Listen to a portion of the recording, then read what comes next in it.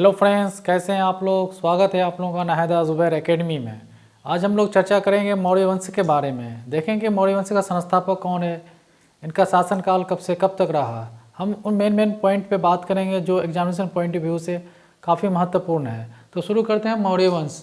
मौर्य वंश का जो शासनकाल रहा है वो रहा है आपका 322 BC से लेकर 185 BC तक। मौर्य वंश का जो संस्थापक है वह चंद्रगुप्त मौर्य। चंद्रगुप्त मौर्य आपका मौर्य वंश का संस्थापक रहा है। मौर्य वंश का जो इतिहास लिखा गया है वो 3 स्रोतों की जानकारी के आधार पर लिखा गया है। तो पहले हम उनके स्रोतों की बात कर लेते हैं। जो पहला जो स्रोत है वह है साहित्यिक।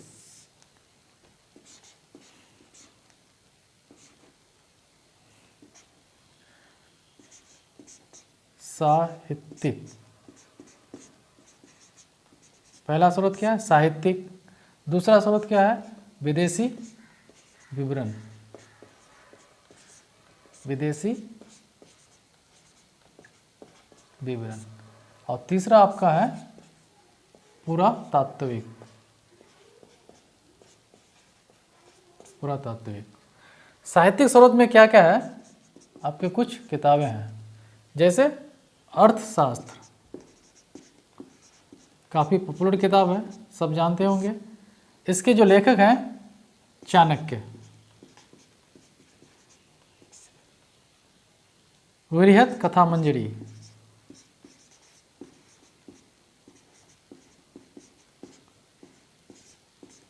इनके जो लेखक हैं क्षेमेंद्र। मैं इन लेखकों का नाम इसलिए बता रहा हूँ कि एग्जामिनेशन में पूछे जाते हैं लेखक। मुद्रा राक्षस,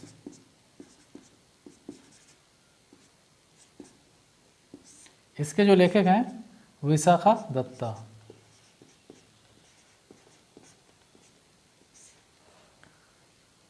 और कुछ बौद्ध तथा जैन ग्रंथ हैं। बौद्ध तथा जैन ग्रंथ। जैन ग्रंथ कौन कौन से हैं? दीपवंश है, दिव्यावदान है, कल्पसूत्र है। ये सारे, इन चीज़ों का अध्ययन करने के बाद हमें मौर्य वंश के बारे में पता चलता है। विदेशी विवरण में है मेगस्थानी का इंडिका। मेगस्थानी राइटर है, उसका कर्टियस है, स्ट्रेबो है,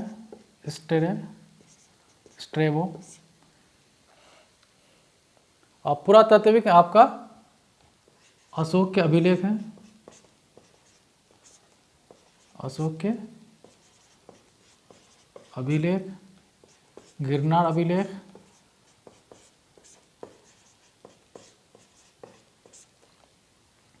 और मुद्रा। उस वक्त मुद्रा को आहत या पंचमार्क कहा जाता। आहत या पंचमार्क। इन सारी चीज़ों का अध्ययन करने के बाद हमें क्या पता चलता? मौर्य वंश के बारे में या मौर्य साम्राज्य के बारे में पता चलता है। तो मौर्य वंश के संस्थापक कौन थे? चंद्रगुप्त मौर्य।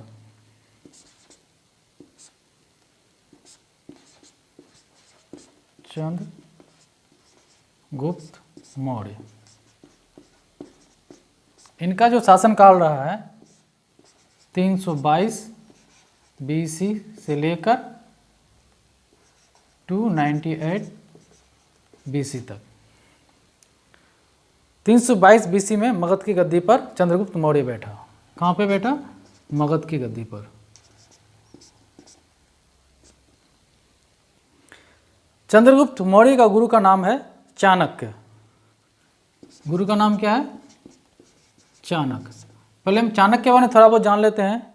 चाणक्य दरअसल एक तक्षशिला निवासी था, जिनका पालन पोषण उसके माता के संरक्षण में हुआ।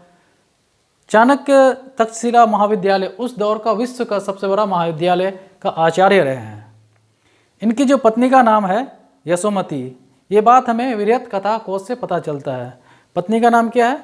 यशोमती।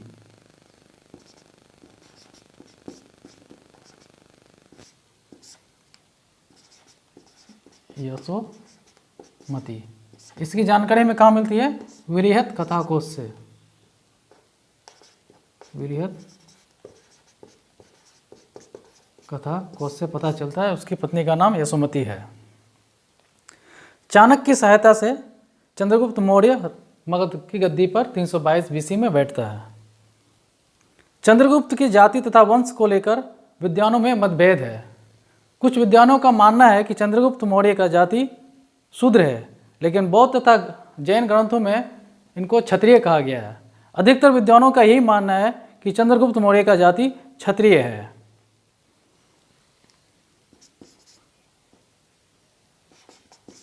क्षत्रिय माना है। चंद्रगुप्त मौर्य को यूनानी लेखक ने सेंट्रोकोटस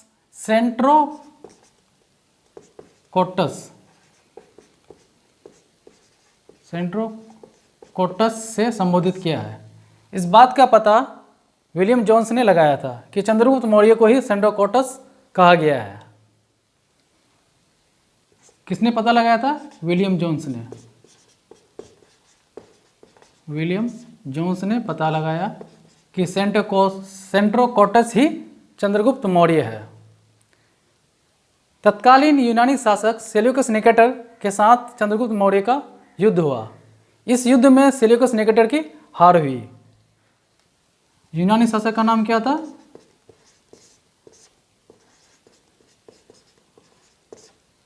सेल्यूकस निकेटर।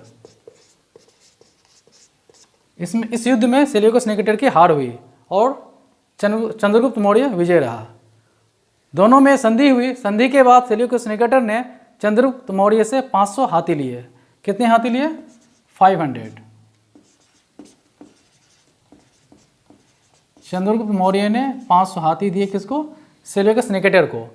इसके एवज में सेल्यूकस निकेटर ने अपने साम्राज्य का कुछ हिस्सा चंद्रगुप्त मौर्य को दिया। वो हिस्सा था कौन कौन सा? एक था एरिया, जिसको हेरात कहते हैं। दूसरा अराकोसिया, जिसको अभी कंधार कहते हैं। और तीसरा था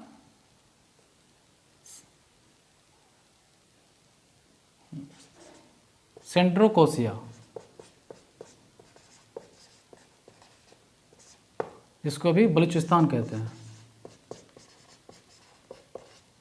ये तीनों एरिया सेल्यूकस निकेटर ने चंद्रगुप्त मौर्य को दे दिया और साथ ही साथ अपनी पुत्री हेलेना की शादी चंद्रगुप्त मौर्य से कराया। हेलेना की शादी किससे कराया? चंद्रगुप्त मौर्य से कराया।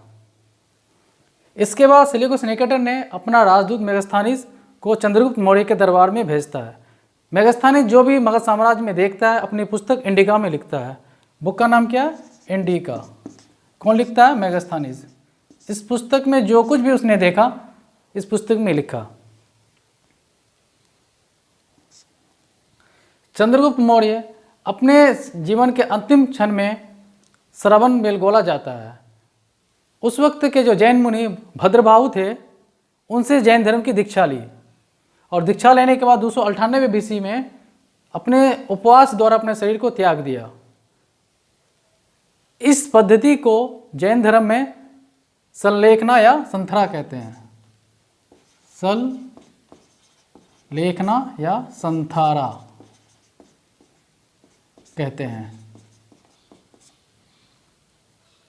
298 बीसी के बाद उसका पुत्र बिंदुसार मगध की गद्दी पर बैठता है। चंद्रगुप्त मौर्य की बंगाल की विजय पर हमें जानकारी महास्थान अभिलेख से मिलती है। बंगाल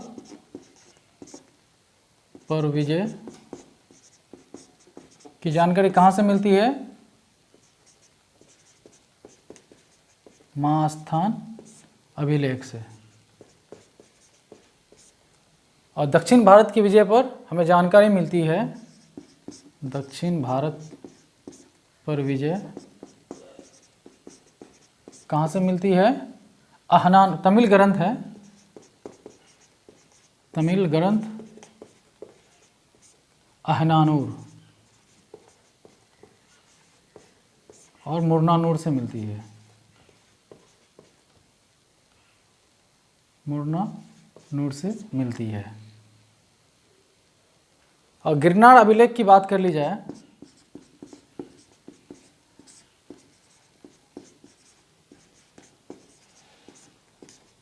गिरनार अभिलेख से हमें पता चलता है कि सुदर्शन झील का निर्माण चंद्रगुप्त मौर्य का राज्यपाल पुष्यगुप्त ने ही करवाया था। सुदर्शन झील कौन करवाया था? पुष्यगुप्त।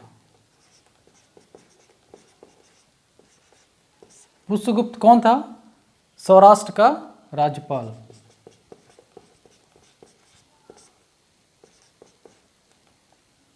सौराष्ट्र का राज्यपाल था।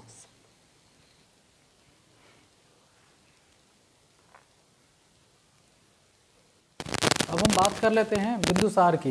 बिंदुसार का जो शासनकाल रहा है, बिंदुसार का शासनकाल रहा है 298 BC से लेकर 273 BC तक। बिंदुसार अपने आप को अमित्रघात या अमित्रघात के नाम से जाने जाते थे। किस नाम से? अमित्रघात के नाम से, जिसका मतलब होता था शत्रु का विनाशक, शत्रु विनाशक।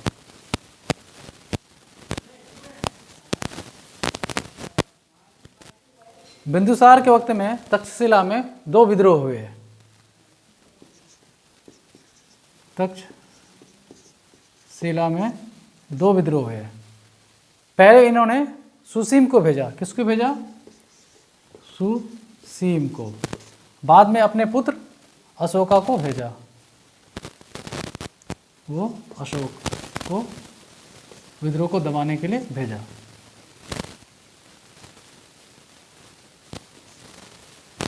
यूनान के लेखक एथेनियस, यूनानी लेखक एथेनियस,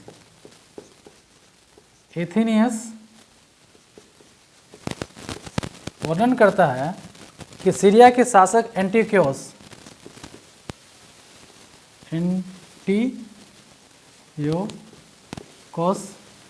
तथा बिंदुसार के बीच मैत्रीपूर्ण पत्र व्यवहार का वर्णन हुआ है। इस पत्र में बिंदुसार ने लिखा है, उनसे 3 चीज़ की डिमांड की थी। एक तो आपका सूखी अंजीर,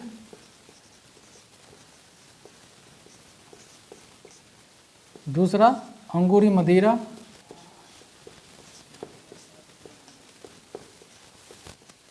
तीसरा आपका दार्शनिक।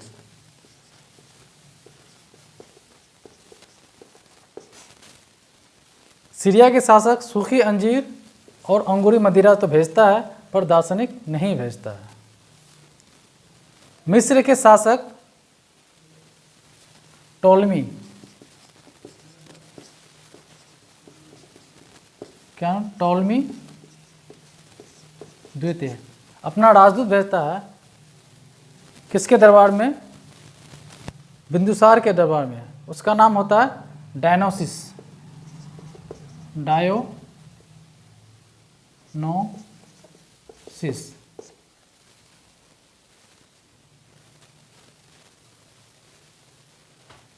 चंद्रगुप्त मौर्य का जो गुरु था चाणक्य, इनके दरबार में उनको पद जो मिला था वो प्रधानमंत्री का पद मिला था। तो चंद्रगुप्त का गुरु चाणक्य बिंदुसार के दरबार में एज ए प्रधानमंत्री नियुक्त हुए थे। चाणक्य कौन से पोस्ट में थे? प्रधानमंत्री के पोस्ट में।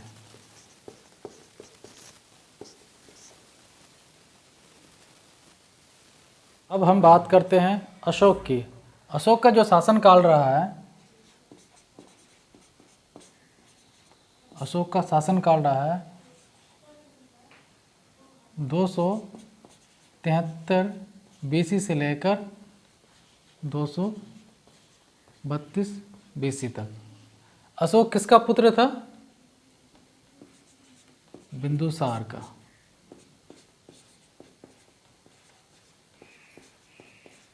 और बिंदुसार किसका पुत्र था? चंद्रगुप्त मौर्य का। चंद्रगुप्त मौर्य का।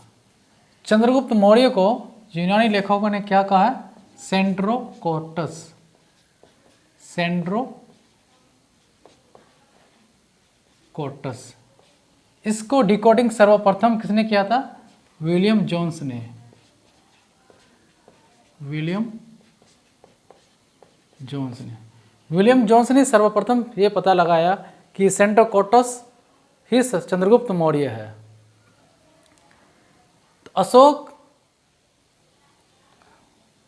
मगध की गद्दी में बैठने से पहले ये उज्जैन का राज्यपाल था। कहाँ का था? उज्जैन का। उज्जैन कहाँ पड़ता है आज के डेट में? मध्य प्रदेश में। इसका ये राज्यपाल था। उज्जैन आपका शिप्रा नदी के किनारे बसा हुआ है। अशोक दरअसल में राज्याभिषेक उसका वास्तविक में 269 बीसी में हुआ है। अशोक अपने 8वें वर्ष में ही कलिंग पर आक्रमण कर दिया था। कब किया था? 261 बीसी में। कहाँ पे अटैक किया था? कलिंग पर। कलिंग की राजधानी क्या थी? तोसली। तोसली को उन्होंने हासिल कर ली थी। ये हमें जानकारी कहाँ से मिलती है? उनके 13वें अभिलेख से। 13वें अभिलेख से। 13वें अभिलेख से हमें जानकारी क्या मिलती है कि अशोक ने 261 बीसी में कलिंग पर आक्रमण किया था। अशोक का जो दिल्ली में अशोक स्तंभ है, इसका पता सर्वप्रथम टेफले फैंथर ने लगाई थी 1750 में। टेफले फैंथर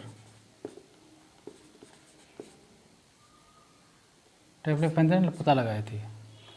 अशोक का जो अभिलेख है उसको सर्वप्रथम किसने पढ़ा था? जेम्स प्रिंसेप ने। उसका नाम क्या था? जेम्स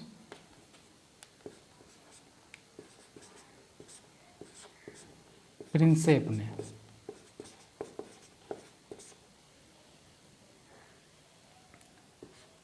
अशोक नाम सर्वप्रथम किन अभिलेख में मिलता है? उनका नाम है मास्की, जो कर्नाटक में है। मास्की गुर्जर नेट्टूर अभिलेख में अशोक का नाम अशोक नाम से संबोधित हुआ है। अशोक का जो विस्तार है, कलहन की जो पुस्तक है राजतरंगिणी,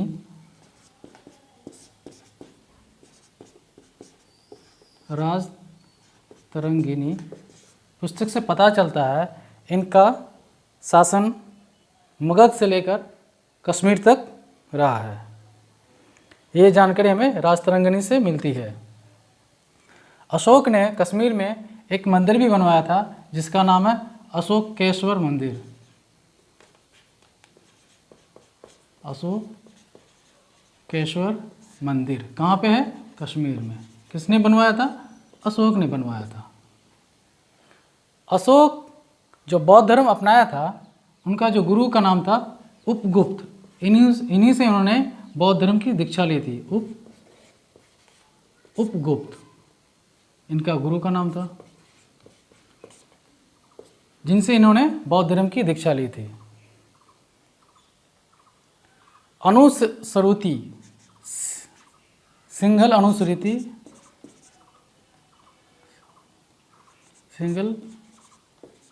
अनुश्रुति के अनुसार इन्होंने 99 भाइयों का कत्ल कर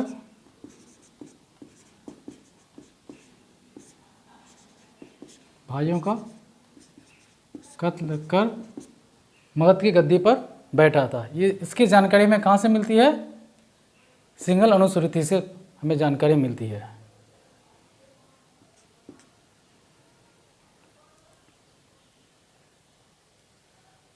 तो ये वीडियो आप लोगों को कैसा लगा? लाइक करें, कमेंट्स करें, सब्सक्राइब करना ना भूलें।